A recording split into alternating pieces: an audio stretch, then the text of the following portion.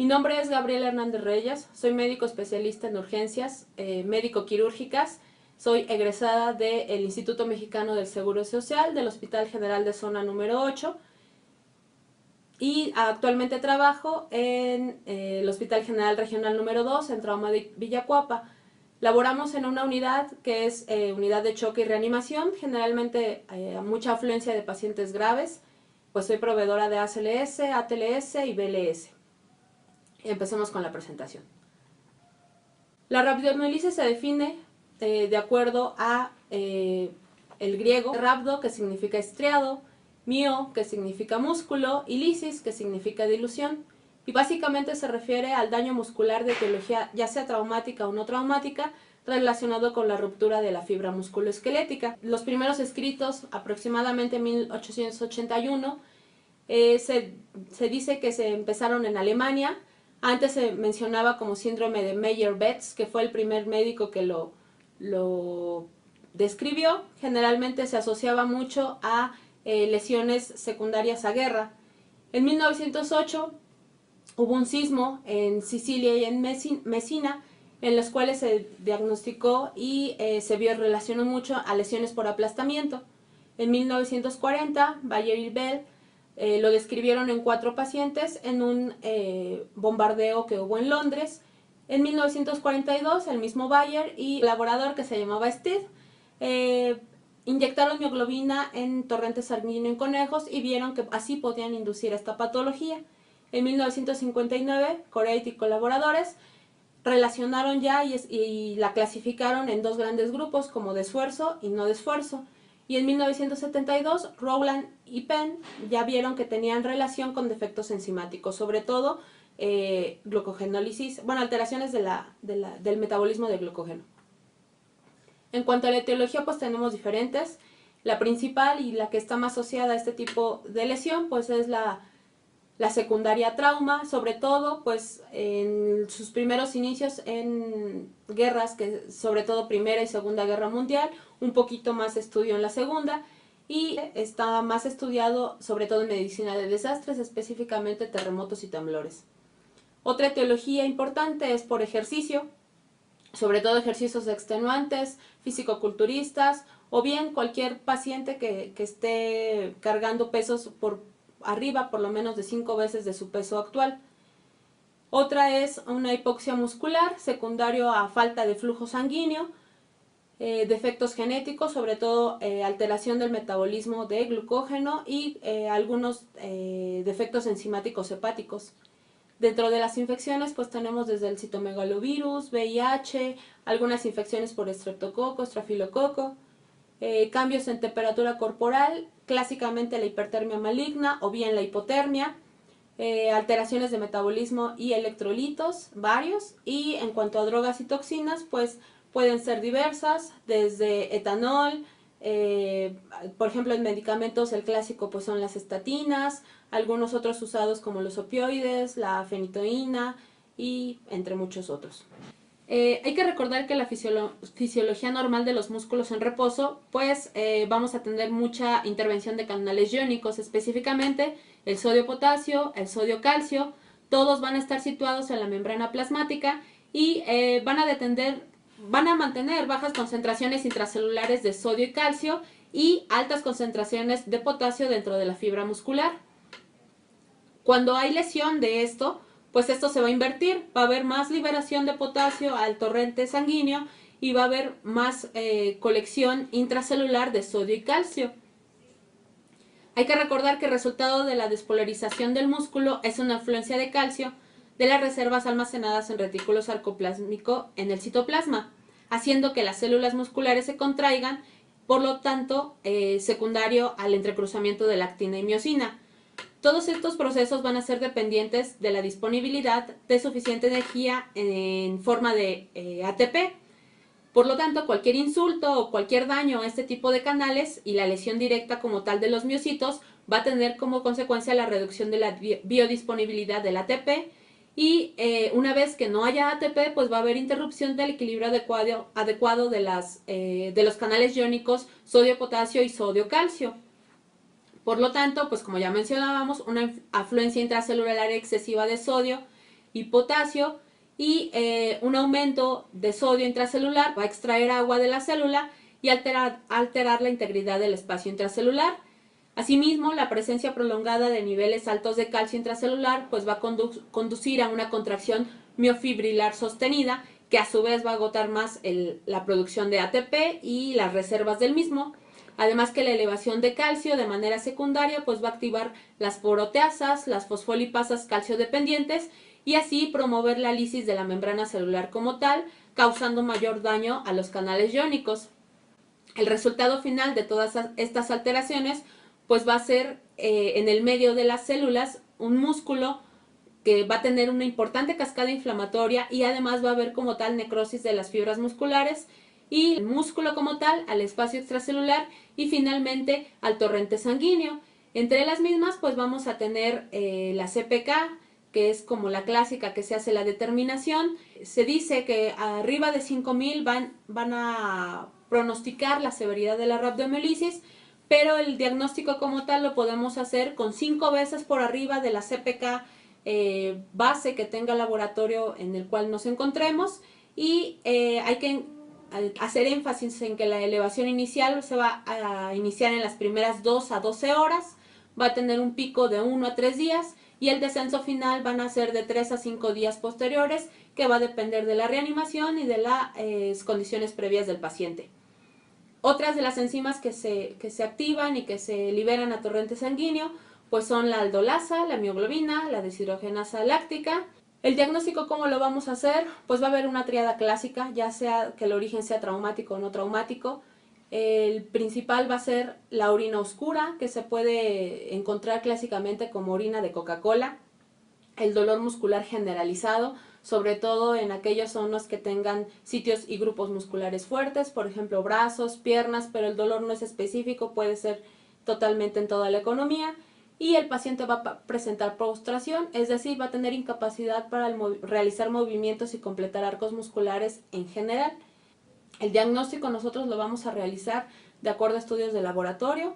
Específicamente nos importa mucho la determinación enzimática, ya sea de CPK total, la fracción MB, la aldolasa, la TGO, la TGP, y necesitamos imprescindiblemente un examen general de orina, haciendo énfasis en el sedimento urinario, la química, además de la glucosa, pues los azuados y las determinaciones de electrolitos. La biometría hemática nos ayuda y nos enfoca un poco al síndrome de respuesta inflamatoria sistémica, los tiempos de coagulación, y es imprescindible en todo este tipo de pacientes una determinación de un electrocardiograma al menos de 12 derivaciones. El tratamiento, ¿cómo se va a hacer? Pues de primera instancia, sobre todo en el caso de desastres, nos va a ayudar mucho el equipo prehospitalario. Casi siempre se va a hacer primariamente un triage y en base a eso se va a hacer la decisión de traslado. Generalmente, como en todas las patologías, necesitamos hacer primero un aislamiento de sustancias corporales. Estas son las medidas de protección universal, incluyen desde guantes, gogles, gorro, bata, como tal puede ser botas o alguna otra cosa. Siempre hay que tener en cuenta mucho la escena del desastre, recordar que en el caso del prehospital pues no necesitamos que se conviertan en una víctima más del evento. Siempre van a hacer evaluación inicial haciendo énfasis en el ABCDE y una evaluación secundaria. Una vez que se hicieron estos dos tipos de valoraciones, se llena el formato de información de traslado. Como tal, se hace el proceso de traslado del hospital y el tratamiento cambia una vez que se ha llegado en el hospital. ¿Pero qué se puede hacer en el prehospital? De manera clásica e inequívoca necesitamos hacer antes de la extracción administración de líquidos. Se ha demostrado que en pacientes que se haya retrasado la fluidoterapia más de 6 horas han demostrado un aumento de la mortalidad hasta en un 75%. La extracción es muy importante, pero antes de hacerla se necesita iniciar la fluidoterapia. Siempre poner catéteres cortos y gruesos, se prefiere un 16 o mejor aún un 14 French, doble vía, periférica, e iniciar con soluciones salinas. Hay mucha controversia de cuál se inicia, si la .9 o al .45 o una mixta. Lo único que debemos de recordar es evitar soluciones que tengan adicionadas potasio por toda la fisiopatología que ya comentamos. Generalmente este tipo de pacientes son propensos a hacer trastornos hidroelectrolíticos de tipo hipercalemia. Entonces no es necesario que tengamos una solución adicionada, por lo tanto se evitan las soluciones Ringer lactato.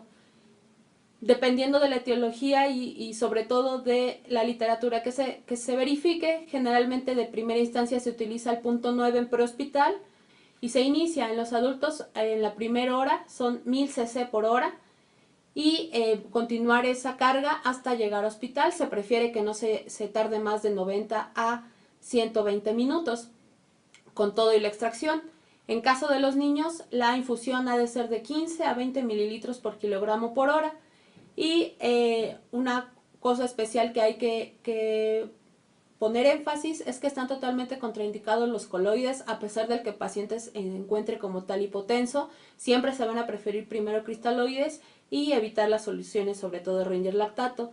Y es importante, en medida de lo que sea posible, pues evitar la hipotermia. Hay que recordar que las soluciones administradas al medio ambiente se consideran frías.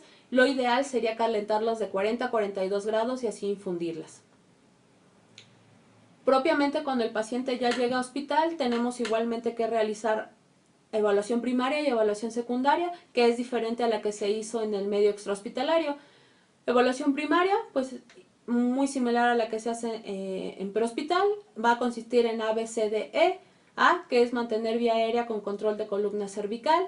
Hay que tener muy específico si el paciente hay que liberarle la vía aérea y alinear los ejes de Jackson por medio de elevación del mentón o bien levantamiento mandibular, sobre todo en paciente que tenga un trauma concomitante. Si es necesario la inserción de una cánula orofaringia o bien amerita como tal la intubación endotraqueal. La rabdomiólisis a veces no es tan evidente en un cuadro, generalmente es un diagnóstico de sospecha que se corrobora ya como tal con los exámenes de laboratorio, la historia clínica, etcétera, pero sí es importante que tengamos muy en cuenta si el paciente amerita o no manejo de vía aérea. Generalmente cuando tiene otras causas concomitantes es muy importante tratar primero la vida y después tratamos la función. En el caso de la B, pues hay que verificar tanto respiración como ventilación, hay que descartar lesiones mortales, hay que auscultar el tórax, checar la frecuencia y la profundidad de la ventilación, y en todos los pacientes se tiene que proveer oxígeno por lo menos a 10 litros por minuto y asegurar una fracción inspirada del 100%. En el caso de la C, pues nos vamos a referir a circulación y condición cardíaca, así como control de hemorragias. Hay que checar la presión arterial, las presiones arteriales medias, el pulso, la coloración, la piel, y tenemos que tener bien insertados los dos catéteres periféricos, verificar que estén permeables y que las soluciones estén pasando. En caso, por ejemplo, que el paciente tuviera una quemadura concomitante y no pudieran tener disponible un acceso intravenoso periférico, están indicados totalmente las intraóseas. En el caso de la D, pues vamos a tener tanto discapacidad, déficit neurológico y deformidades severas. Podemos utilizar de manera rápida el algoritmo ADVI, que básicamente nos va a ayudar a verificar el estado de alerta del paciente, siendo A, si está alerta, B, si responde a estímulos verbales, D, si responde a estímulo doloroso, o bien I, si está inconsciente, que también podría ser un parámetro para ofrecerle manejo avanzado de vía aérea. Y por último E, que se refiere a la exposición. Básicamente es desvestir completamente al paciente, quitando accesorios, incluyendo lentes, alhajas, relojes, zapatos, y una vez que se exploró y descartar alguna otra lesión que esté asociada, pues evitar la hipotermia. En el caso de la evaluación secundaria ya propiamente en hospital, ya nos vamos a detener un poco más a cómo pasó, es decir, en el caso de que haya sido algo traumático, cómo pasó el accidente, si nos puede ayudar un poco en cuanto a la escena el personal de prehospital a describirla. Es muy importante, por ejemplo, que ellos tomen fotos para darnos una idea, o bien, si no fue traumática, qué estaba haciendo el paciente cuando empezó con los síntomas y todo el tipo de circunstancias que competen. Es muy importante que también preguntar en el caso de que haya sido desastre o que haya sido víctima de algún otro evento en masa, si hay más lesionados o cómo se encontró, y que de manera inequívoca, si proviene el paciente de un área donde hubo más víctimas, pues que traiga su triage escrito. Otro punto que va a ser necesario explorar, pues va a ser la historia clínica del paciente. Es muy fácil, por ejemplo, en el caso de la rabdomiólisis, que ocurre en pacientes que son consumidores crónicos de estatinas. Por lo tanto, necesitaríamos investigar si el paciente tiene alguna cardiopatía previa o alguna dislipidemia hereditaria, cualquier cosa que lo pueda predisponer. Es muy importante recabar todo el tipo de datos acerca de los medicamentos previos que estén tomando, lo que estén ingiriendo. También es importante determinar el peso previo al paciente de acuerdo a la reanimación hídrica. Está muy bien estudiado que los balances positivos aumentan mucho la mortalidad de estos pacientes. Se va a realizar una exploración además completa de pies a cabezas y es importante dentro de la evaluación secundaria ya en hospital la inserción de líneas y tubos, específicamente una sonda Foley.